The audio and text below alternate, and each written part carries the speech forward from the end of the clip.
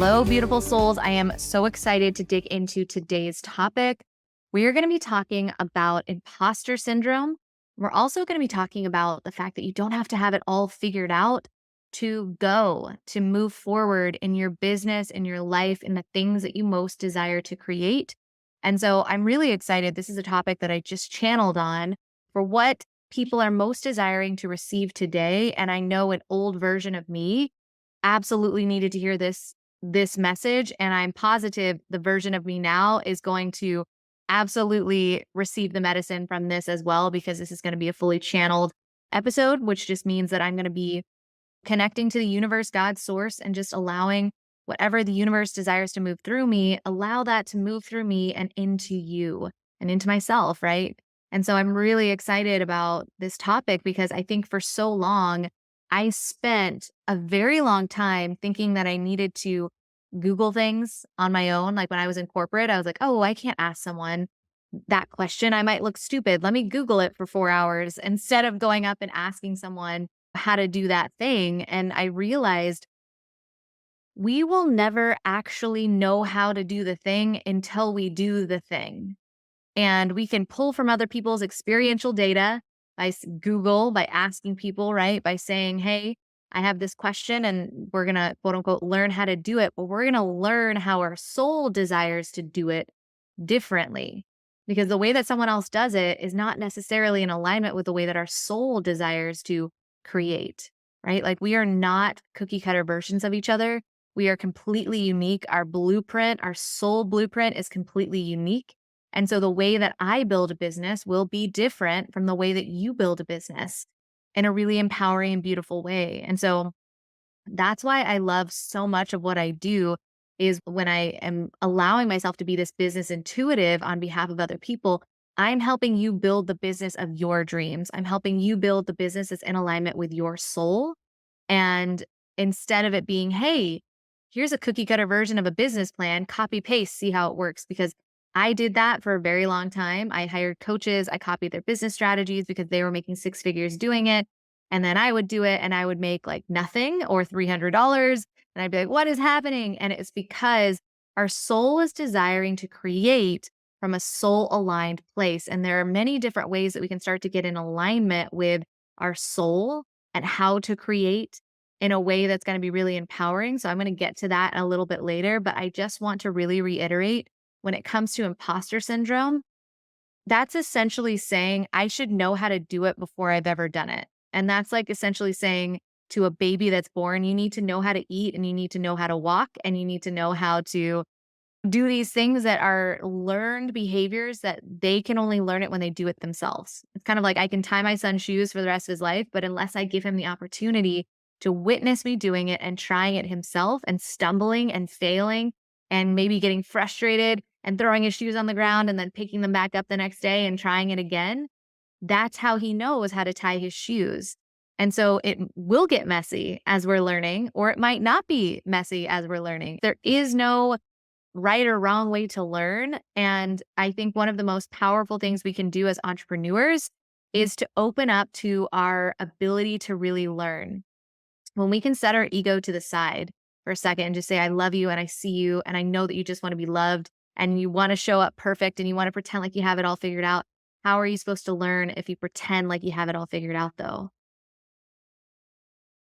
And so when I allow myself to actually pause and say, well, wait a minute, how am I supposed to learn if I pretend I have it all figured out? Then I'm just kind of faking my way through life.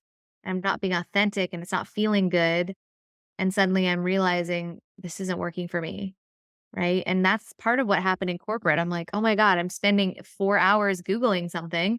Like when I could have just walked down the hall and been like, hi, I don't understand how to do this. Right. It's kind of like when we walk into a new office building, or let's say we get a new job and it's like, hey, intuitively, or like in other offices, I know how to print, but how do I print here?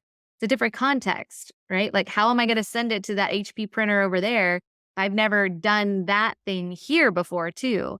And so I think that's another thing to consider is there's different layers of learning. We'll do it the first time here, and then maybe we go to a different place and we have to do it differently there to have it work. It's like we get these new programs, right?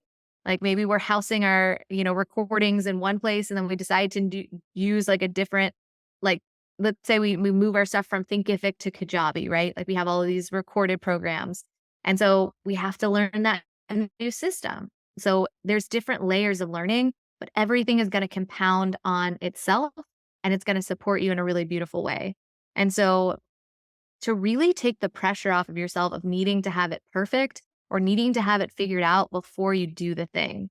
Because I think that's what keeps a lot of spiritual entrepreneurs and entrepreneurs away from actually building the business, going after what they want, launching something new is they're like, I've never done it before. I don't know how to do it. Like, what if people don't purchase? Or what if I do it wrong?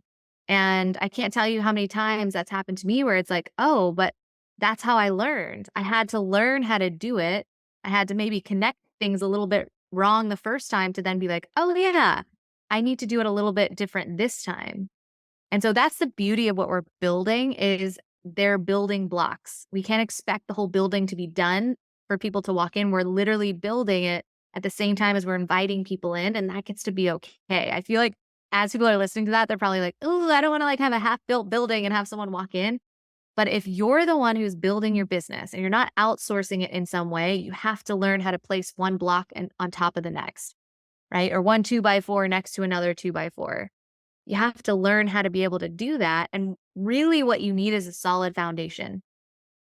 Then you can invite people in. Because if you have a solid foundation, you're like, okay, I know what it is that I desire to teach and I'll figure out the other things. People can congregate on a solid foundation. There's safety there, there's stability there. And then we learn how to build the walls and create more of a container for people. But we're learning this in real time. And to hold off until the entire building is built is a massive disservice to humanity because you have gifts that someone is dying to come in contact with. This was so powerful. I heard this recently. Bashar channeled this, and I thought this was really amazing. It was like there's two sides of a coin. If you have a gift, someone wants to receive it, right? If you've been given a gift, there's someone who's desiring with open palms to receive that gift. The gift is not meant to die inside of you. The gift is meant to be given away. And so it's so important for us to then say, okay, I know that there's a flip side to this coin. So if I'm waiting for this to be perfect, I'm not allowing a person to receive something really beautiful and powerful from me gifting this back into humanity. And also something really powerful about that too is no one wants to invest in someone who's perfect. I don't want to invest in a coach that's perfect. I don't want to invest in a healer that's quote unquote perfect, that had it all figured out, that has no idea what it's like to have a human experience. I want to invest in people who failed. I want to invest in people who got themselves back up and are able to say like, hey, here's what I did like quote unquote wrong, or here's how I quote unquote failed. And here's what I did to get to the other side. Take this quicker route, right? Like I want to learn from the people that got dirty. I want to learn from the people that decided to get messy and still help humanity in the process. Those are my people, right? And that's, I believe, what we truly desire. And I'm speaking on behalf of myself here, but what I most resonate with is a person who's willing to say like, that is not my expertise, or this is how I messed it up. And this is how I got to the other side of it, right? The people who are honest and authentic and truthful about where they're at, what their, zone of genius is, how they failed the first time they did it and then did it so many other times and now they're an expert in it. But we're so often expecting ourselves to be experts at something before we even take our first step. I need to be an expert like marathon runner before I even learn how to walk.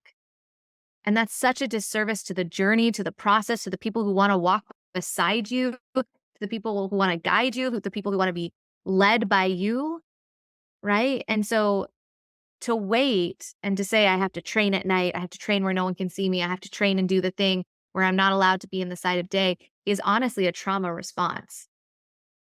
And that's okay, right? That's okay. I myself wanted to show up and be perfect because it was a trauma response.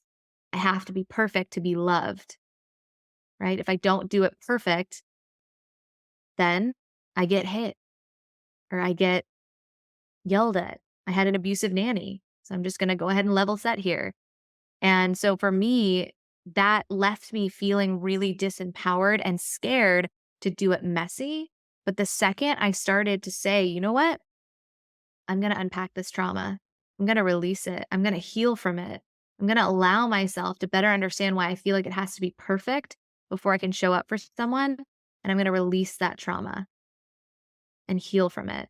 And it has been such an empowering journey to realize, wow, when I release that need to be perfect, my people find me. When I'm actually shining my light imperfectly, but exactly who I am, people find me. It's like being the lighthouse, light workers, right? As you're tuning in, you're meant to beam your unique light. And that is how your ships find you. That is how the other lighthouses find you because they're like, there she is. Man, thank goodness. I was like 3 miles out. Thank God she started shining more brightly and just authentically her. I wouldn't have been able to find her. I probably would have turned left and never found her if she was dimming her light. So to shine so authentically and bright so that someone else can see you in all the beauty that you are and to be like, I want to learn from that person. Of course I want to learn from that person. I don't want to learn from perfect. I want to learn from another human being that can support me in this journey that's done it too, that can meet me in the depths of my fear, right? It's the beauty of hiring a mentor. I want someone who's also been really freaking scared to launch that thing or to go on stage or to share a part of her soul that she might not have shared in another place. But had she not, I might not have been able to, my soul might not have recognized that within me. Thank God she told her story because now I can witness that within me. Now I know that she's my person. Now I know I'm deeply connected to that person. And so this is your invitation to just notice, where am I dimming my light? Where do I feel like I need to be perfect? And where is that stemming from? Where is that stemming from? And there is no comparison to trauma. Trauma is anything that was too much or too fast or both. So I think sometimes we diminish our trauma. I know I did for a very long time. And so this is something really empowering to just remember, is like to not compare your trauma, because trauma is anything that was too much or too fast and not in alignment with your soul. Trauma is something that's not in alignment with your soul. Our body can feel that. And so this is your ability to say, hey, I witness that within myself. I witness that trauma within myself. I love that part of me. And to step into spaces that you can heal that and release that, safe spaces, right? That you allow yourself to just really release that from the cells of your body, because that's our operating system. When we're holding on to our trauma, we're operating from our trauma. And until we can say and step into a safe space and say, like, I get to witness you, I get to release you, that fully allows you to then be like, ooh, I've just released it from the cells of my body. I'm not operating from that anymore. I've just rewritten that story. I've released it. Now I'm operating from something that feels more in alignment with my divine truth. Now I have more energy to go after the thing that I desire. It's so empowering when we start to look at these stories that we've been telling ourselves and really witness, like, what's the root of that? Like, where is that coming from? Like, where is that actually coming from? Changes everything. It truly does. So I think what's really powerful when we start to actually go after the things that we want and we start to heal through the perfection, we start to get in alignment with our soul. Suddenly we realize we have all of the energy that we need to build the things that we desire, to have the energy to pick ourselves up when we stumble and fall. And so that's why it's so empowering to build a business that's in alignment with your soul, because you have all of the life force energy within you to build, to stumble, to build again, to pivot, to twist, to turn, to suddenly realize, oh my God, I did the thing. I did the thing and I had the energy to build the thing. And that's why it's so important to not build things the way that someone else is telling you to build them. We're meant to build things in alignment with our soul, because that's where our that's where our life force energy can get behind. Because if I'm copying and pasting someone else's strategy, and this person, let's say, is a night owl, and they're like, take all your calls at 9 p.m., right? And I get everything else done, then I would take a call at 8 or 9 p.m. And so it's really, really empowering to just witness. We're not meant, that's just like a very 3D example, but to witness, we're not meant to copy and paste other people's business strategies. We're meant to connect to our inner soul and better understand what's in alignment with me as I'm building. So the goal is to release the imposter syndrome. Let yourself do it. Let yourself build the foundation so that people can come on there, receive your gifts in a really potent and powerful way, and to build the walls and the foundation in alignment with your soul. Because if you're building it based on someone else's soul, we've built it on toothpicks. Because you're like, I didn't really have the energy to build it because it's not really in alignment with me. So I'm just gonna like kind of like hit a couple nails here and there and everyone come join me, and then it's like, well, wait a minute, I've built it on toothpicks. No wonder it's not feeling stable. No wonder I don't have the energy to go after it because I was following someone else's blueprint, someone else's architectural plan for a business. And it's like, oh, this isn't even my business. I don't have the capacity or the vitality to build someone else's plan. This is so complex. I don't even understand it. It doesn't feel good to build it. And then we keep going and suddenly we realize, oh my God, this building isn't even mine. Versus letting it be a soul-led decision as you're building. And there's multiple ways to have that be a soul-led decision. Use your body as a compass as you're building something in alignment with your soul. If it feels expansive and exciting, like if you're feeling like, oh, there's something about this, it just feels like expanded and settled and juicy and exciting and satisfying, right? If you feel that, that's your body telling you go. That's your energy field telling you like follow that energy. It's your soul telling you to build it that way. Versus, let's say someone else tells you to do it this way and you're like, oh, it feels tight in my chest. It feels heavy on my shoulders. My throat's feeling tight. That's your body telling you something else. It's your body telling you it's not in alignment with you, or there's something off. Maybe the timing is off, or a part of it is off, right? And it's starting to differentiate between the two sensations, right? We can use a pendulum as well, really powerful. A pendulum is really amazing because you can use it to say, okay, I'm going to ask myself a yes or no question and see what happens. So my name is Christina. And we start to see how the pendulum moves, right? For me, when the answer is yes, my pendulum starts to move in a circle. And for me, if I ask another question, so I live in New York City, we'll see how the pendulum moves. And for me, whenever that pendulum is a no, it moves back and forth. So now I have my soul aligned yeses and nos. So what I do is I use my pendulum to then say, I'm meant to build this for my business, right? I'm meant to create a mastermind, or I'm meant to build this program. And we start to see what the pendulum says. Yes, no. That's you connected to your higher self, right? It's a really powerful tool for you to be able to connect to what is my soul desiring to build, not what is my coach telling me to build, or what is the internet telling me to build. What are my parents telling me to build? You're meant to get in alignment with your soul and let yourself be messy while you're building, because we're meant to give our gifts back to humanity. And when we wait for it to be perfect from a trauma response, it is such a disservice to humanity. We just have to be a couple steps ahead to say, here's a path, right? We build the path as we're walking. And then people are like, I want to take that path. That looks like my path. That feels good. I want to follow the shortcut. That feels good. But we have to start walking. We can't be at the very end and say like, hey, come find me. People are like, I don't even know where you are. You're 9 million miles ahead of me. How can I even meet you there?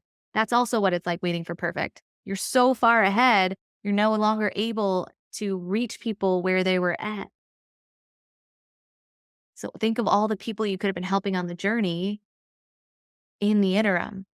And I know that if you're listening to this, you truly, deeply in your soul desire to impact humanity in a powerful way. I know that. And so that's why it's so imperative to start to notice, where am I holding back? Where can I shine brighter? Where can I allow myself to shine brightly while messy? And to do that because it's so connecting. It's so connecting. I shared with you, I had an abusive nanny. I'm sure there are people that are listening that are like, man, that's actually more connecting. I'm so grateful that Christina didn't grow up with this perfect childhood. And if I did, amazing. There's no right or wrong, but there's moments when we share vulnerably from our truth that allow us to be seen, witnessed, and felt and connected to. And that's what our people are looking for, connection points to say, like, yeah, that's my person, right? And I truly invite you into sharing vulnerably when you feel like it's at a more of a scar than it is this open gash as well. Not to get off on too much of a tangent, but that's something that I found to be really empowering too, is like when I've gotten at least to a little bit of the other side of the lesson, that's where I share from versus like, ah, people are like, well, wait, why are we both screaming? Oh, and then they're like, what's the empowering bit? And you're like, I don't know yet. And then it's like, okay. And so we're just meeting each other in the chaos versus being like, okay, ah, I'm coming up for air. That was a big one. Okay. Now let me share again. Now let me share. This is how I got back up to the surface to take my big breath. And yeah, I might dive back down and learn more. I'm going to share with you when I'm coming up for air, when I find myself having a piece of wisdom that I can deeply impact humanity with. So that's the idea of building that stability, building that foundation that allows us to really share from this beautiful healed space. And like we're always healing, there's always more. But when we have that nugget of wisdom that we can connect with people to and share from, it's so empowering. So, this is my invitation to you to allow yourself to be seen, to support humanity the way that you are meant to allow yourself to be led through your body, through a pendulum, through opening up and protecting your lines of communication with the divine, through channeling, and just letting yourself build it, and your people will follow you. And then they're going to build their own building in the process of following you too. And they're going to build it off to the side and build it over here. And it's this beautiful culmination of coming into community to support each other and better understanding how do I uniquely desire to build it? What is my soul desiring to build?